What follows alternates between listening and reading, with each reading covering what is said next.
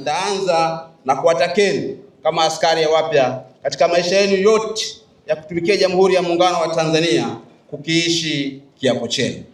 Na naomba kurudia kwa mwanajeshi, kwa askari mpya na hata sisi tuliotangulia kujiunga na Jeshi la Ulinzi la Wananchi wa Tanzania, msingi wa utumishi wetu, mwongozo wa utumishi wetu ni kukiishi kiapo chetu.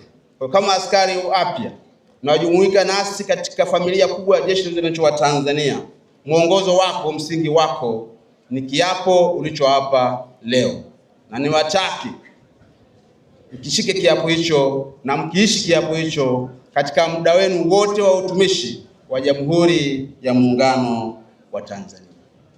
Kiapo kina maneno mengi, kina misingi mingi, lakini wenyewe mmesema yako mambo makuu katika kiapo chenu. La kwanza,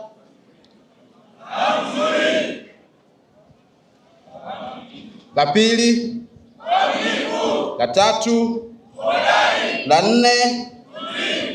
Msingi wa hayo mambo manne na katika utumishi wa askari wa Jeshi la Ulinzi wa Tanzania, la kwanza, kazi kuu ni ulinzi wa mipaka ya Jamhuri ya Muungano wa Tanzania. Pia kulinda katiba na uhuru wa Jamhuri ya Muungano wa Tanzania.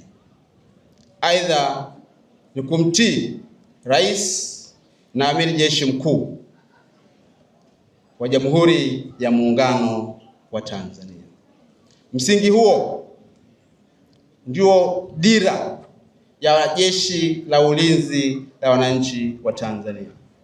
Leo tunapohitimisha mafunzo yenu, tunasisitiza wakati wote kuyakumbuka mambo manne ambayo ni maisha yako ya kila siku ya mwanajeshi, lakini kukiishi kiapo chako.